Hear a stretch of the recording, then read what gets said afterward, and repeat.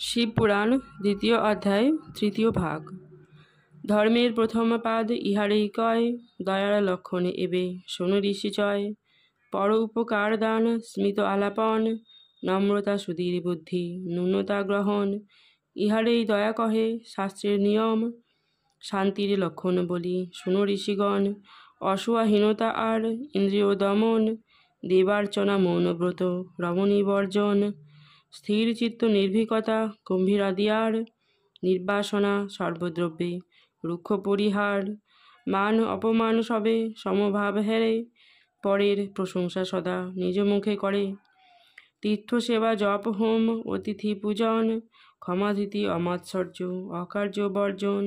শান্তির লক্ষণ এই জানিবে অন্তরে, অহিংসার বিবরণ শুনো অতঃপরে।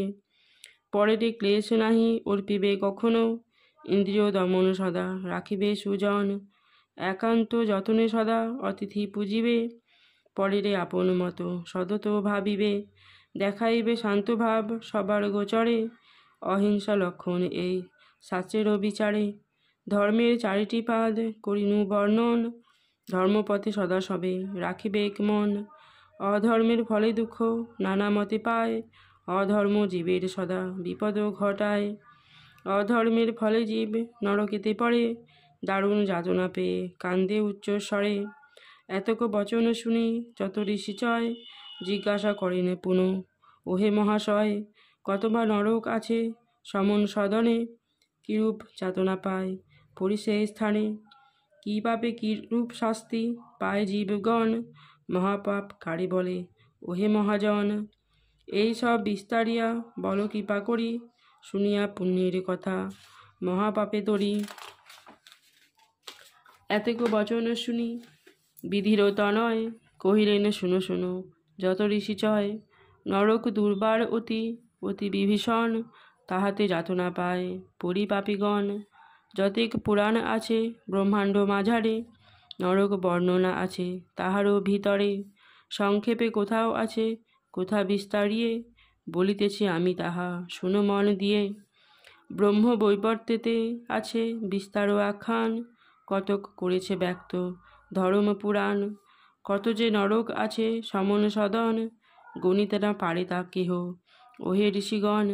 বহ্নিকুণ্ড তপ্তকুণ্ড ক্ষারকুণ্ড আর, বিষ্ঠাকুণ্ড মূত্রকুণ্ড অতীব দুর্বার।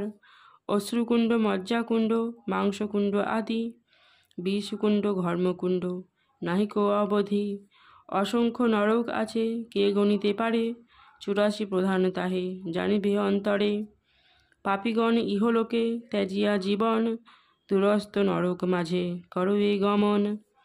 যেই দুষ্ট হিংসা করে পরের উপরে, সেই জন পরে বহ্নি কুণ্ডেরও ভিতরে।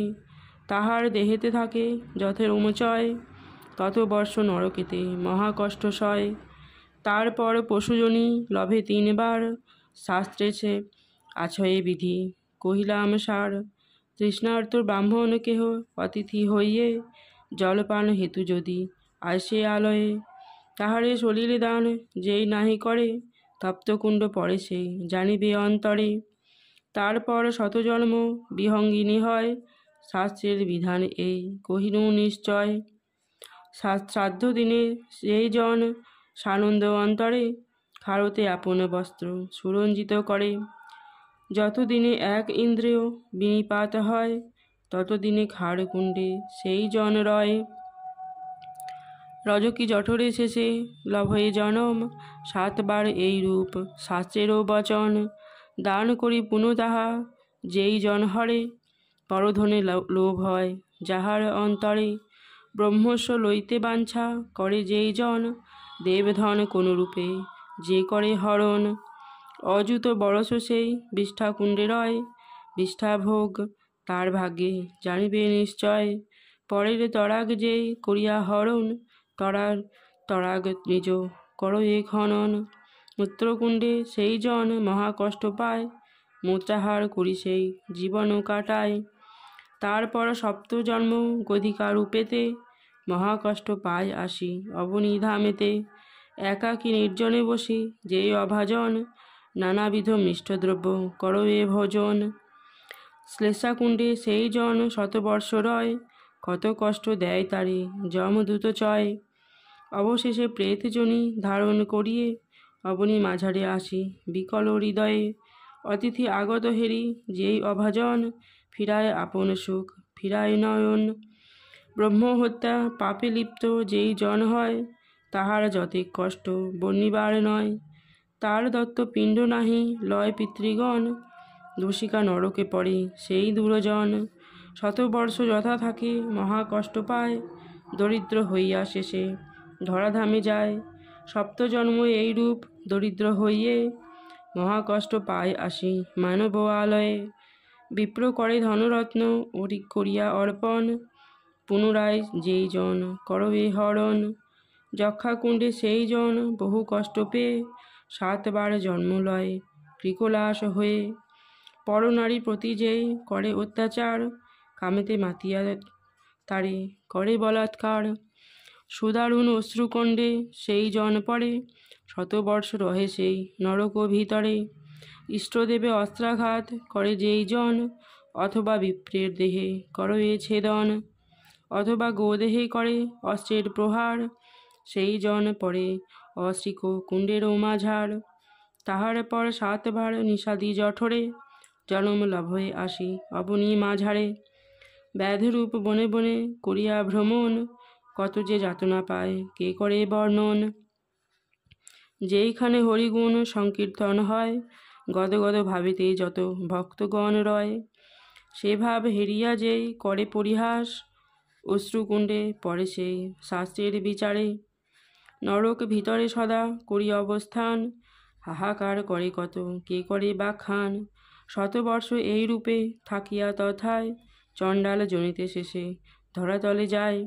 3 বার এই রূপে চণ্ডালী উদরে, জনম লোভিয়া কষ্ট দিনপাত করে। অপরের হিংসা করে যেই অভাজন, গাত্রমল কুণ্ডে পড়ে সেই মূঢ়জন।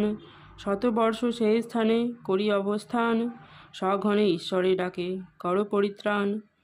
অবশেষে খররূপে মর্তধামে যায়, বনে বনে বিচরিয়া মহা কষ্ট পায়। 3 জন্ম এই রূপে গর্ধব আকারে, জনম লাভ হয়ে আসি মানব মাঝারে। বধিরের দর্শন করি যেই জন, উপহাস করি ঘৃণা করে সর্বজন। কর্ণমূল কুণ্ডে পড়ি সেই দুরাচার, ত্রাহি ত্রাহি বলি সদা করে হাহাকার। বধির হইয়া শেষে ধরাতলে আসি, মহা কষ্ট পেয়ে পাপি কাটে দিবানিশি। এই রূপে 7 জন্ম করিয়া ধারণ, মহা কষ্ট পেয়ে কাল কাটাই দুর্জন। তারপরে 7 জন্ম দরিদ্র হইয়ে, মানব আলয়ে আসে ব্যথিত হৃদয়ে। তবে তো তাহার পাপ হইবে মোচন, শিবের বচন ইহা শাস্ত্রেরও বচন। লোভে বশীভূত হয়ে যেই দুরজন, জীবের অমূল্য প্রাণ করয়ে হনন। 1,00,000 বর্ষ মজ্জাকুণ্ডে সেই জন রয়, তাহার দুর্গতি যত বর্ণিবার নয়। শশক হইয়া শেষে লাভ হয়ে জনম, 7 বার এই রূপ শাস্ত্রের নিয়ম। তারপর 7 জন্ম মৎস্যরূপে ধরে, মহাক্লেশ পেয়ে থাকে জলেরও ভিতরে। আপন কন্যারে পালি অতীব যতনে, অর্থলোভে বিক্রি করে অপরের স্থানে। ধর্মভাব মনে মনে না করে চিন্তন, অর্থলোভে বশীভূত হয় যার মন। মাংসকুণ্ড নরকেতে পড়ে দুরাচার, তথায় পড়িয়া করে সঘনে চিৎকার। তাহার শরীরে থাকে যত রোমচয়, ততকাল সেই কুণ্ডে মহাকষ্ট সয়। যমের কিঙ্কর তারে করয়ে পীড়ন, মাংসভার সর্বক্ষণ করয়ে বহন। তারপর 3 জন্ম শুকর আকারে, জনম লাভ হয়ে আসি মানব আগারে। তারপর 7 জন্ম কুকুর হইয়ে, জনম ধরয়ে আসি ব্যাকুল হৃদয়ে। তারপর 7 জন্ম ভেক রূপ হয়, জলৌকা হইয়া তারপরে 7 জন্ম রয়। তারপর 7 জন্ম নবরূপ ধরে, বোবা হয়ে রহে কিন্তু অবনী মাঝারে। তবে তো তাহার পাপ হবে বিমোচন, শাস্ত্রের প্রমাণ এই শিবের বচন। শ্রাদ্ধ দিনে ক্ষৌর কর্ম যদি কেহ করে, 100 বর্ষ রহে নখ কুণ্ডেরও ভিতরে। যমদূত তারে সদা করয়ে পীড়ন, ত্রাহি ত্রাহি বলি শব্দ করে উচ্চারণ।